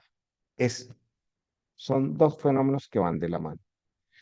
En la morgue, cuando tenemos un cadáver, vamos a mirar esos aspectos, la asociación de la violencia sexual, ¿no? Que es uno de los aspectos más delicados para estudiar, donde hay más discusión hoy en día, yo no le niego, hay mucha discusión sobre estos aspectos, pero es maravilloso el debate, discutir sobre estos aspectos de violencia sexual. Probablemente en alguna otra charla hablemos de cómo es el perfil, cómo es la conducta del generador de violencia sexual. Eso también yo creo que para ustedes va a ser, oh, wow, un tema de marca mayor, porque entender hoy la violencia sexual hace parte de esto, entender el daño que se le hace a la mujer. Pero cuando hablemos de violencia sexual, vamos a hablar también de violencia sexual al hombre.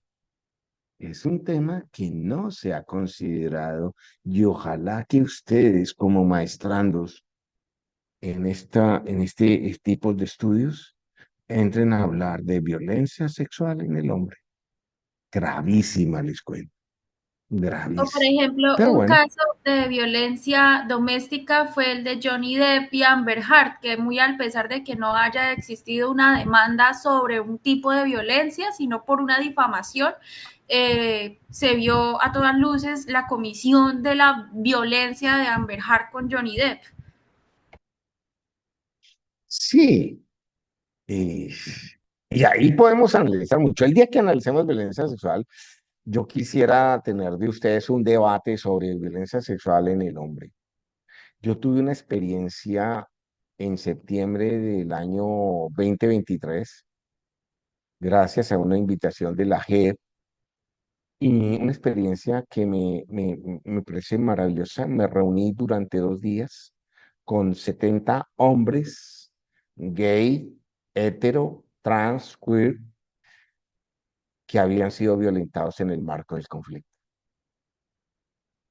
2 días donde los escuché y donde al final les cuento la verdad. Al final ellos quisieron que yo les dijera algo porque sabían que yo era médico forense y que había sido director. Dijo, pero ¿usted qué tiene que opinar de esto? Y al final no pude más que pedirles perdón porque les dije, tengo 36 años de ejercer, hoy tengo 36, en esa época tenía 35, de ejercer la medicina forense y jamás me había preocupado por la violencia sexual en el hombre. Siempre me Doc, preocupé por la violencia sexual en la mujer.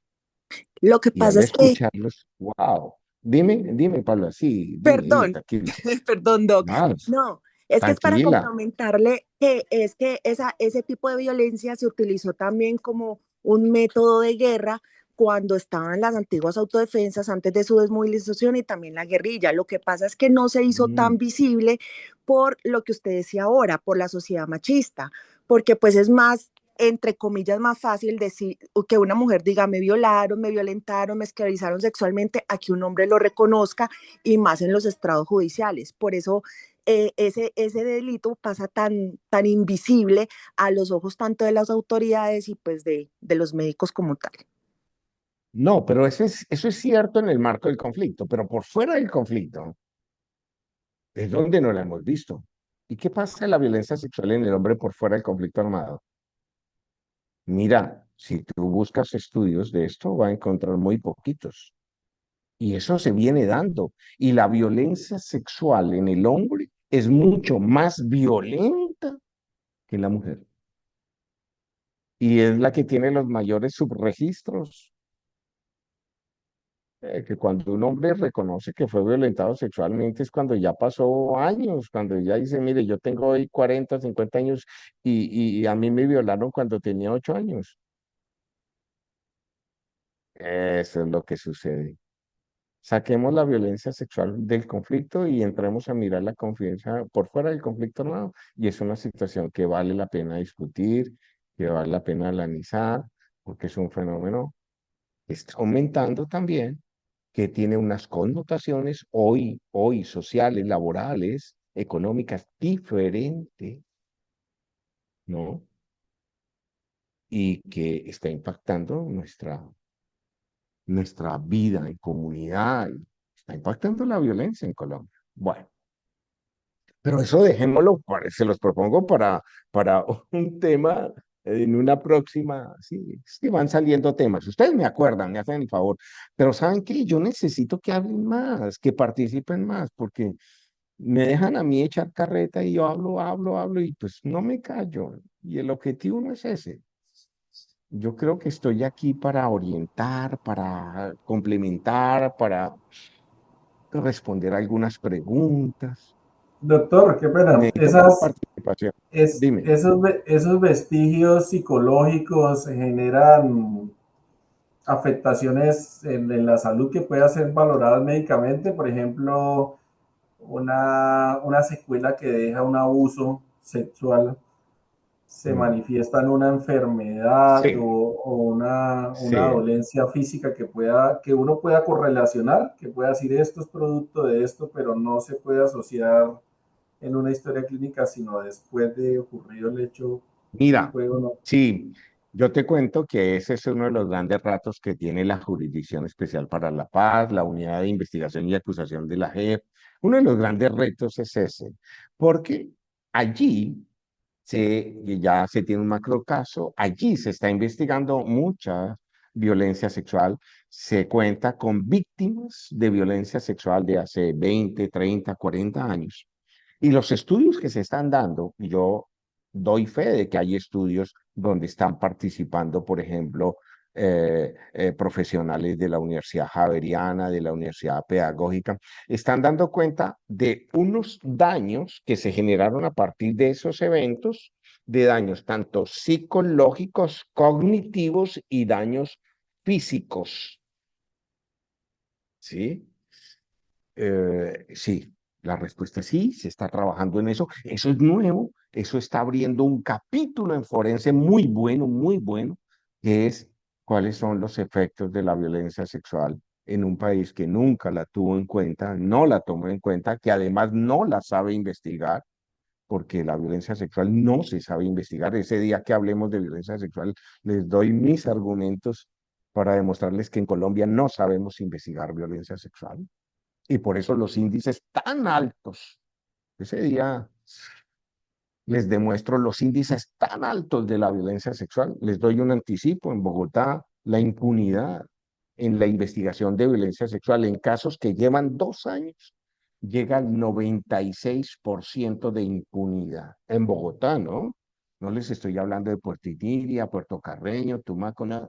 Aquí en Bogotá, la impunidad de violencia sexual. Pero ese día, yo me preparo para ese día comentarles cómo es eso y hacemos una discusión y ustedes también se preparan y intervienen y todo eso. ¿Sí? Pero prométanme que intervienen un poquito más. ¿Sí? Sí, doctor. Bien. Entonces, siguiendo con nuestro trabajo de cómo estudiamos el perfil de, el sujeto, el perfil criminal del feminicida, desde el CADER, porque ya lo habíamos visto desde el contexto. Entonces, siguiendo con eso, vamos a mirar que también hay que estudiar las lesiones, ya vimos las lesiones, y un punto nuevo va a ser, bueno, estudiemos las lesiones con las versiones. Eso es algo que no se ha hecho con fuerza en Colombia. Si acaso se ha iniciado en el Instituto de Medicina Legal hace unos 10, 15 años, pero no ha tenido un impacto. Y es que las lesiones que encontramos en el cadáver las confrontemos con las versiones que ha recogido la fiscalía, su policía judicial, y que hagamos esa interacción entre investigadores, policía judicial, investigadores forenses, para mirar la correlación que hay entre las versiones y las lesiones. Yo recuerdo que haber hecho 2 casos de esos en donde, wow, uno queda maravillado cómo hay una verdadera relación. Uno entiende ahora sí las versiones que daban, por ejemplo, familiares de una víctima o compañeros de trabajo de una víctima frente a la situación que vivía ella con las lesiones que se encontraban en el cadáver. Y entonces, eso enriquece el entendimiento de cómo era el comportamiento de este sujeto, cómo era el comportamiento criminal. Ahora sí entendemos cómo se comportaba y qué era lo que quería. Y eso es maravilloso porque entonces estamos sacando la lesión del contexto de la simple anatomía, de la morgue, de la simple descripción de una quemadura, de un daño, de una herida. Lo estamos sacando de allí para llevarlo a un contexto social, familiar, personal. Eso es maravilloso. Eso es algo que pocas veces lo he visto, pero como digo, tengo 2 casos de referencia para eso. Pero ha sido maravilloso poder entender la lesión y su relación con las versiones. Cómo las versiones que dan los familiares, los amigos, tienen sentido. Y eso es importante porque a veces esas versiones se quedan en el limbo, ¿no? Hacen parte de un expediente, de una investigación, pero nadie les da la importancia que tienen. Y esas versiones se van a quedar como simples versiones. Y resulta que en el proceso, al hacer el proceso y mirar cómo un proceso de investigación debe llegar a ciertas etapas hasta el juicio, no se utilizan en el juicio. Y entonces, esa falta de relación entre la lesión y la versión se podría constituir como un elemento probatorio. No, pues no se utilizan como elemento probatorio. Y ahí vemos el siguiente punto del diagrama, los elementos probatorios agresores. Óyeme, ¿cómo no voy a poder utilizar el hecho de que yo conocí porque, o yo investigador conozco que a esta víctima se le produjo esta lesión porque coincide con la versión de los familiares que dijeron en esa época, yo la vi cojeando, yo la vi maltratada, yo vi que no podía dormir con los ojos rojos? Yo, ¿cómo no puedo utilizar eso como elemento probatorio? Y esto lleva entonces a que nuestra investigación va a debilitarse porque pues no tenemos argumentos científicos, forenses, porque no los hemos buscado, obviamente, porque ahí están, que nos permitan atender esos elementos probatorios, nos permitan entender cuál es el valor probatorio, el valor demostrativo que tiene cada una de esas versiones. Y si ustedes revisan casos de estos, de investigaciones de violencia a la mujer, se dan cuenta que los elementos probatorios que se utilizaron fueron circunstanciales. ¿Sí? No sé. Es decir, hay una falta de de ligazón, dijéramos si está bien utilizado el término, no sé, entre un testimonio y un hecho forense real que se detecta en el cadáver. Y eso da pie al siguiente punto en el diagrama, que es la lesión y la salud. Porque todo lo que hallemos debemos pensar en cómo afectó la salud de la persona. Uno de los principales maltratos que hoy tiene la mujer en Colombia es su salud. La salud de la mujer, de las niñas, de los niños en Colombia es crítica. No se atiende la salud. Aquí hemos aprobado una ley en la cual, y yo esto lo digo de corazón, una ley en la cual a la mujer que está en su menstruación se le da una licencia para no ir a trabajar. Y eso nos parece, wow, fabuloso, moderno, no sé qué. Dios, y porque aquí no se tienen programas de atención en salud. ¿Cuántas mujeres no reciben atención médica porque tienen en este periodo de su vida una afectación clara de su salud? Se incrementa el dolor, se incrementa la hemorragia, se incrementa la indisposición psicológica adaptativa de la mujer, pero no hay atención en salud. ¿Por qué en lugar de aprobar una ley, y permítame expresarme porque es el momento para liberarme de esta, yo no estoy de acuerdo con eso, ¿por qué en lugar de decir no vaya a trabajar, el sistema de salud no genera programas de atención para la mujer? Porque eso solamente se le atiende a quien trabaja. ¿Y qué de las mujeres que no trabajan, pero que se ven afectadas en ese mismo periodo en su salud? Ah, es que la ley eso no lo contempla porque solo la ley aplica para las mujeres que trabajan y tienen permiso. Y creemos que con eso hemos avanzado mucho en los derechos de la mujer. Créanme que no. Yo no opino lo mismo. Yo no sé ustedes, pero yo digo, esos son distractores. Se utilizan esos mecanismos para distraer y para continuar violentando la salud de la mujer, que es hoy es pésima.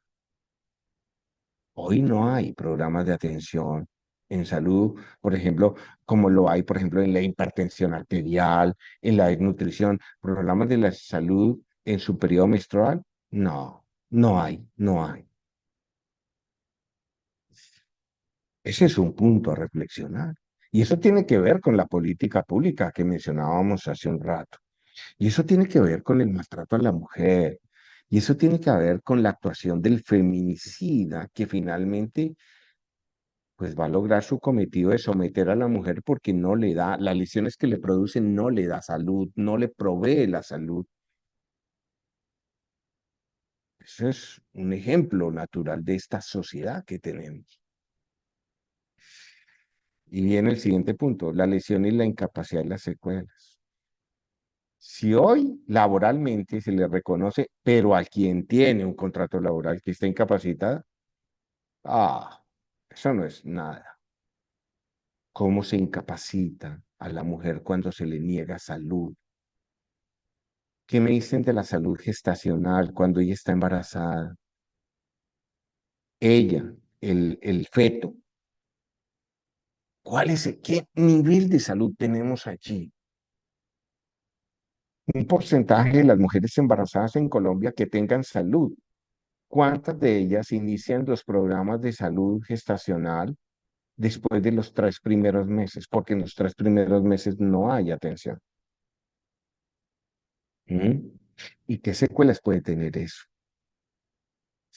¿Cómo en un cuerpo de una mujer que fue violentada por su actor feminicida, por ese sujeto feminicida, cómo en su cuerpo vamos a ver esas, esos, esas lesiones que se tradujeron en incapacidad? Por ejemplo, incapacidad, vemos limitaciones en movimiento, limitaciones hasta incluso articulares y atróficas, porque no hay un mal desarrollo, limitaciones en el desarrollo de los músculos del cuerpo.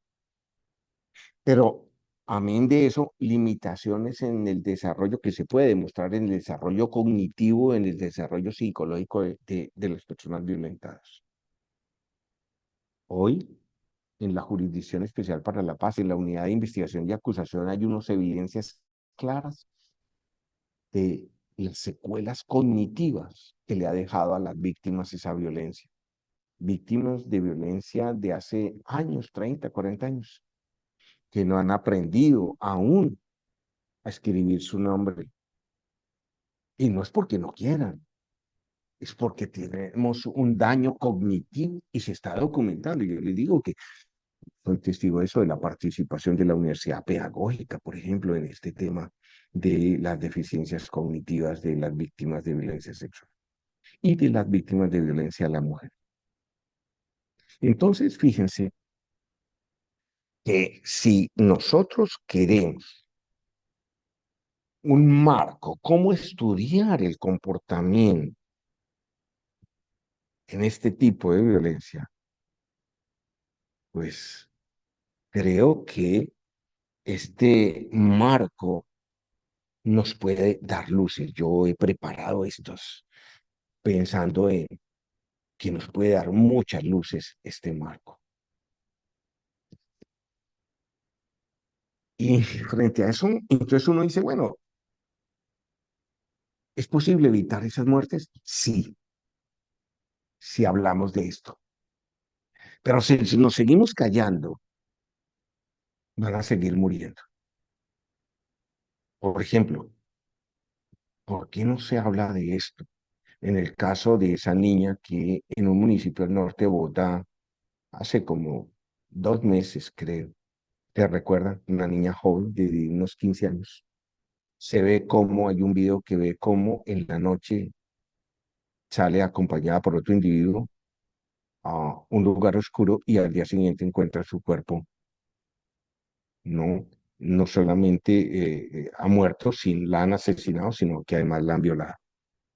¿Por qué no se habla de eso? ¿Por qué somos tan reacios de hablar de cómo se violenta a la mujer?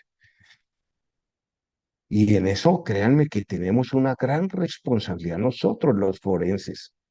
Créanme que nosotros los forenses, cuando nos callamos y creemos que esto es un tema de reserva de sumario, como dicen muchos, lo que estamos haciendo es un gran daño porque no le estamos enseñando a la sociedad cómo evitar eso.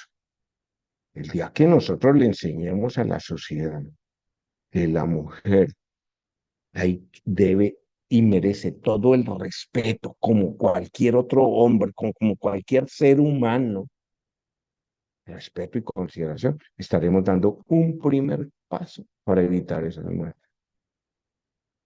Y yo por eso agradezco a la universidad que me haya invitado a esto, digamos, tutoría porque créanme que es la oportunidad de hablar con ustedes y que ustedes pueden hablar con la sociedad, que ustedes muestren esto, cómo es el perfil, cómo es el comportamiento criminal, porque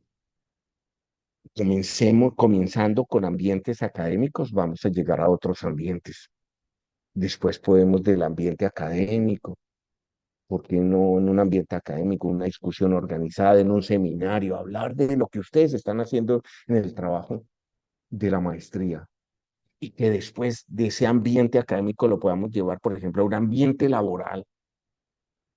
¿Cómo no regalarle a una empresa una charla sobre el ambiente de esto? ¿Cómo no regalarle a una escuela de niños, a un colegio, una charla sobre cómo debe ser el ambiente de respeto que se debe tener y los riesgos que tenemos de no lograrlo?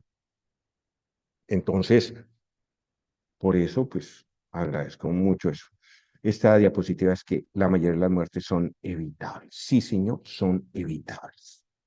¿Sí? Yo quiero dejar de compartir en este punto para tener de ustedes una maravillosa retroalimentación, porque caramba, ya cumplí hora y media echando carreta yo solito y no los escucho. ¿Mm? ¿Qué opinan? Doctor, muy buenas noches. Buenas noches, doctor Luis. ¿Cómo se encuentra? Espero que muy bien y muy agradecido con usted por una clase tan magistral. Gracias. Ya mucho Doc- mejor, es que estaba muy enfermo, pero bien, doctor Luis, muchas Doctor, gracias. Cuénteme. usted hablaba de un tema pues, muy puntual referente al feminicidio y yo creo que la inoperancia del legislador se ve visible, o sea, es visible en estas cosas, porque tenemos un legislador muy populista, doctor, que corresponde Sí. simplemente a lo que los medios transmiten. Y las leyes van encaminadas a eso, a endurecer o a crear ciertas cosas, pero como usted lo dice, entonces las mujeres que tienen pues una garantía laboral se verán beneficiadas, pero nos olvidamos de ese gran número de mujeres que no tienen ciertas facilidades laborales. Entonces creo que ese es un gran Bueno, error y es un detalle muy puntual porque lastimosamente pues nuestro cuerpo legislativo se ha vuelto digamos que mercader de populismo. Entonces, hasta que no limitemos ese poder y establezcamos políticas públicas criminales directamente encaminadas al génesis del problema, creo que tanto el feminicidio como otro tipo de anomalías en la sociedad no van a cambiar. sí, yo estoy de acuerdo con usted, doctor, y lo expresé hace unos minutos, como esta política que tenemos, política criminal que tenemos en Colombia, nos distrae. Y yo, cuando se aprobó esa ley en la cual se le dan esos beneficios a las mujeres trabajadoras, yo me pregunto, ¿son la mayoría? Porque la mayoría de las mujeres no tienen vínculo laboral y muchas de las mujeres maltratadas que conocemos, muchos de los cuerpos de las mujeres que han fallecido por causas de acciones feminicidas son mujeres que no tienen ese vínculo y que no van a disfrutar de eso. Y entonces yo me pregunto, bueno, ¿y por qué en lugar de eso, sin necesidad de ley, sin ley, el Ministerio de Salud no hace, digamos, no desarrolla a nivel nacional para todos los hospitales, para todo eso como algo obligatorio, un protocolo de salud específicamente para la mujer? Un protocolo de salud de la mujer, un protocolo de salud reproductiva, un protocolo de salud que integre a la mujer a las dinámicas sociales. Un protocolo que le permita ser competitiva hasta laboralmente, porque eso es cierto. La mujer se ve frente al hombre en una menor capacidad laboral, porque claro, ella dice, no, mire, es que yo tengo hijos, es que yo tengo que atender a mis hijos son lactantes o tengo un hijo lactante, es que yo estoy embarazada, es que yo... Pero eso, más allá de ser un componente laboral, es un componente de salud. Brindémosle salud, brindémosle garantías. Pero curiosamente, no, caramba, no, yo estoy de acuerdo con usted. Pero fíjense que si no hablamos de estos temas, esto pasa desapercibido. Y en la medida que nos callemos, pues va a pasar más desapercibido. Y estoy de acuerdo con el doctor Luis. ¿Alguien más tiene otra opinión respecto a lo que estamos hablando, del interés que les despierte para ustedes y la maestría este tema? A mí me despertó curiosidad más el tema de la violencia sexual ejercida sobre los masculinos, precisamente. Aunque no hablo de esos masculinos cuyos sujetos activos han sido otros masculinos, sino pues de una u otra manera sí me llama la atención de qué forma una mujer o un hombre, cómo puede ser víctima de violencia sexual cometida por una mujer. Ya, sí, ese es un aspecto primero, sobre el cual no hay mucha documentación, porque cuando la víctima es hombre hay un subregistro muy grande. Y segundo, porque cuando esta acción violenta proviene de la mujer, para el hombre que la denuncie es una vergüenza, ¿no? Porque aquí seguimos creyendo que en la relación hombre-mujer, como seres humanos, persiste la figura del macho alfa, ¿no? Entonces, que es una figura reconocida en animales, en otro grupo de animales mamíferos, ¿no? Porque se le reconoce esas condiciones en esos grupos de animales. Y seguimos creyendo que el ser humano se rige también por esas condiciones de macho alfa, por lo tanto, esas situaciones para el hombre van a ser humillantes y no van a ser denunciadas, no van a ser puestas en conocimiento, de no ser por terceros, ¿no? Pero esas situaciones, si bien no son denunciadas, se pueden detectar cuando nosotros podemos hacer estudios de historias clínicas de parejas en donde hay disfuncionalidad. Eso sí se puede detectar porque si bien el hombre nunca va a hablar de eso, por este machismo que tenemos en Colombia, Además de que, donde sí pues, va a hablar es en la clínica, ¿no? En el médico. Dígame, doctora. ¿Sí? ¿Iba a opinar? sí, precisamente porque a mí, no sé, obviamente estoy hablando desde mi percepción bastante ignorante y desconocedora de No, no información diga eso. médica, No, no.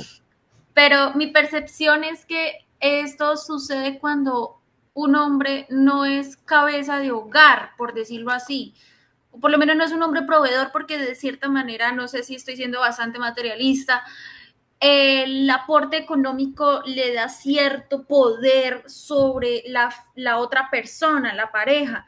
En ese orden de ideas, bueno, yo le estoy asociando esta violencia sexual cometida en un ambiente de relación, ¿no? De matrimonio, noviazgo, como por ejemplo una mujer puede ejercer violencia sexual sobre su pareja, que porque No, también pues, yo le entiendo, pero tengo una percepción diferente. Mire, hoy por hoy, la mujer tiene unos roles que equiparan al hombre y eso es lo deseable. La mujer tiene que tener los mismos roles que puede tener el hombre. Pero hay otra condición. El hombre no ha adoptado y no se ha adaptado, mientras que la mujer en Colombia sí ha sufrido un proceso de adaptación, de evolución, si quisiéramos llamarlo así, hacia el hecho de que tiene mayor capacidad y capacitación para tener nuevos roles económicos, sociales, culturales, deportivos. La mujer de hoy está más capacitada para tenerlo, el hombre no. El hombre no se ha adaptado para tener nuevos roles. Por ejemplo, ¿cuántos hombres hoy pueden atender las labores del hogar? Y eso no es peyorativo. El hombre no se ha adaptado, por ejemplo, para que suma las labores de hogar, de atención del hogar que venía asumiendo la mujer. Y en la medida que el hombre no se adapte, por ejemplo, la mujer sí se ha adaptado para tener un empleo, para ser deportista, para todo y ser cabeza de hogar. ¿Y qué pasa? El hombre se pudo adaptar para atender ese hogar, No. Fíjese que nosotros no hemos evolucionado. El hombre no se ha adaptado para eso. ¿Y por qué no se ha adaptado? Porque la estructura social que tenemos le ha permitido a la mujer, eso le ha permitido, porque eso no ha sido gratis, eso es el resultado de una lucha de muchos años de la mujer, le ha permitido llegar a esos roles, pero no le ha permitido al hombre conocer nuevos roles. Eso no es peyorativo, eso para nada es peyorativo. Entonces, como no le ha permitido al hombre evolucionar esos roles, se considera entonces que el hombre está desarrollando un rol que no le merece, que no debe hacerlo, y entonces lo empezamos a discriminar. ¿Por qué? ¿Por qué? Porque entonces no consideramos normal que la mujer trabaje y lleve y que el hombre entonces se dedique al cuidado de los hijos. No, no, no, porque ese es un rol que la sociedad en este momento no lo está considerando. Pero además, porque es un rol al cual el hombre no se ha preparado para hacerlo, porque ni siquiera se habla. ¿Quién debe traer el sustento a la casa? ¿El hombre? Y cuando no lo trae, ah, no, usted, sí, lo anularon, mi hijito. Eso no es cierto. Fíjese que esas percepciones calan mucho en esta sociedad y eso es lo que fundamenta la violencia hacia el hombre en el aspecto que usted lo planteaba, doctora Adana, que es la violencia hacia el hombre generada por la mujer. Y es porque esta sociedad no le ha permitido al hombre evolucionar y nosotros tenemos que evolucionar a tener nuevos roles que no tienen nada del otro mundo. Yo no me explico, ¿sí? Porque eso así. Si hoy tenemos la mujer deportista, ustedes ven los equipos de fútbol femenino, incluso juegan mejor que los equipos de fútbol masculino. La mujer ha alcanzado unos roles y bien merecidos. ¿Y por qué el hombre no asume otros roles? ¿Por qué considera entonces que asumir otros roles le resta virilidad, le resta hegemonía? Ay, porque entonces nos consideramos que somos machos alfa.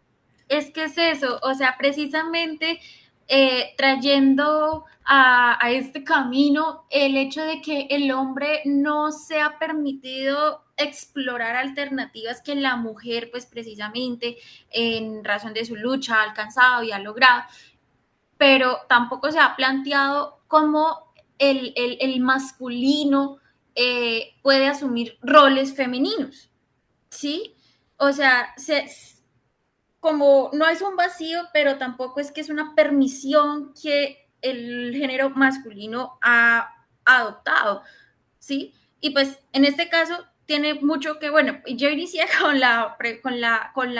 con el tema de la violencia sexual, pero pues me hizo recordar precisamente la acotación que está sobre la licencia menstrual, que solamente Mm, está haciéndose aplicada, o bueno, está haciéndose aplicada, no, apenas ha logrado un gran avance dentro del debate legislativo para que ésta tenga un campo dentro del sector público y no precisamente para que deje de elaborar, sino para que pues tome en casa y pues sus labores y precisamente a cómo nosotras como mujeres hemos ignorado o hemos normalizado algo tan doloroso como lo es esos días de los meses que mm, llegan, mera, o sea, el hecho de omitirlo han llevado a que en el futuro existan enfermedades como la endometriosis, los quistes y todas estas cosas, ¿sí? Y pues esto me mm, parece que más que una distracción es una exhortación a toda la sociedad de que no se debe ignorar, que no se debe normalizar. claro. No es un mero capricho, pero pues tiene que ver con esta posición de que además de que no se ha permitido explorar otros roles que ya se había ocupado el género masculino, tanto históricos como actuales, tampoco ha considerado ocupar unos femeninos. Y pues en ese orden de ideas está el antecedente de que se discrimina al hombre amo de casa, se discrimina al padre soltero, padre cabeza de hogar Sí, soltero, y se sí, discrimina, ¿y por qué no se discrimina el hijo cuidador? ¿Sí? Porque es obvio que, bueno, obvio no, es más común, el común denominador es que el hombre es el valga la redundancia, ¿sí? El protector, el proveedor, pero tampoco se ha permitido explorar lo que la mujer deja al, al laborar, al ocupar estas posiciones bastante relevantes. Pero todavía me sigue interesando el tema de cómo este género masculino puede llegar a ser víctima de violencia sexual y pues sobre todo en el ámbito de los vínculos afectivos, matrimoniales, o sea, que esto se desarrolle como se desarrolla en el género invertido, como por ejemplo el sí, marido con su mujer, ¿sí? Pero sí me interesa la viceversa, cómo una mujer se puede aprovechar esto sí. sexualmente de su marido. Son casos que honestamente no he visto y me parece incluso bastante relevante el hecho de que exista un estudio en razón a estos casos que no son comunes. Sí, tiene toda la razón. Mire, yo escuchándola encuentro elementos para plantear nuevas discusiones entre nosotros y nuevos análisis. Porque ustedes que están en esta maestría y que el enfoque es cómo estudiar el fenómeno del delito, del crimen, el contexto del individuo con la sociedad, con todo eso, este tema es crucial. Yo pienso que uno de los temas que debemos abordar va a ser continuar con este y meter dentro de este tema el tema de la sexualidad, la violencia sexual. Y sería interesante analizar este tema como el problema que es, porque de nada sirve que reflexionemos aquí en grupo de ustedes de cómo descubrir el comportamiento del agresor sexual, de este criminal, si no analizamos cuál es el problema que vive la sociedad frente a todas estas situaciones. Pero sobre todo, si no analizamos cuál es el problema que tiene la justicia colombiana, porque es que hay un elemento que promueve el delito, un elemento que promueve la conducta criminal. ¿Cómo se llama ese elemento? Impunidad. Cuando una sociedad tiene unos niveles de impunidad que le garantizan a una persona que puede cometer un delito, un acto delictivo, violatorio de cualquier cosa, pues lo comete con tranquilidad y desarrolla estrategias. Entonces, si ustedes y yo estamos en el proceso, en estas charlas, de analizar esos comportamientos, analicemos también la situación de la justicia en Colombia. Pésimo, pésimo. Porque eso nos va a dar elementos de juicio para entender estos comportamientos como el que señala la doctora, de violencia sexual del hombre hacia la mujer, de la mujer hacia el hombre, del hombre hacia los niños, las niñas, así, etcétera. Ahora sí podemos entender por qué hay unos niveles tan altos de impunidad. ¿Por qué entonces nuestro Congreso se debate en unas discusiones que nada solucionan los problemas que tenemos en Colombia? ¿Sí? ¿Por qué? ¿Sí? Eso sí es interesante.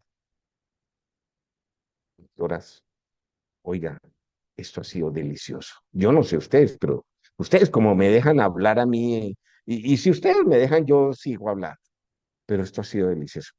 Pero lo que sí quiero es mayor participación y debate. Yo les agradezco a quienes han participado y a quienes no, motívense y charlemos, charlemos sobre estos temas. ¿Estamos de acuerdo? Sí, doctor. Bueno, Después de agradecerles mucho la consideración que tuvieron hace 15 días que no pude estar con ustedes, pues ya estoy mucho mejor y les agradezco el día de hoy. Estas 2 horitas han sido deliciosas para mí, conversar con ustedes. Solo tengo que decirles que queda el compromiso para trabajar más sobre estos temas y en la próxima vez que nos reunamos, plantéenme esos temas y yo me preparo para eso. ¿Listo? Gracias, profe. Les Listo, deseo, profe, muchas gracias. les Muchas deseo una gracias, feliz profe. noche y un gran afecto. Felicidades. Igualmente. Bueno, hasta luego. Hasta luego, buenas noches. Hasta luego, profe. Hasta luego, compañeros, que descansen. Hasta luego. Gracias. Hasta luego.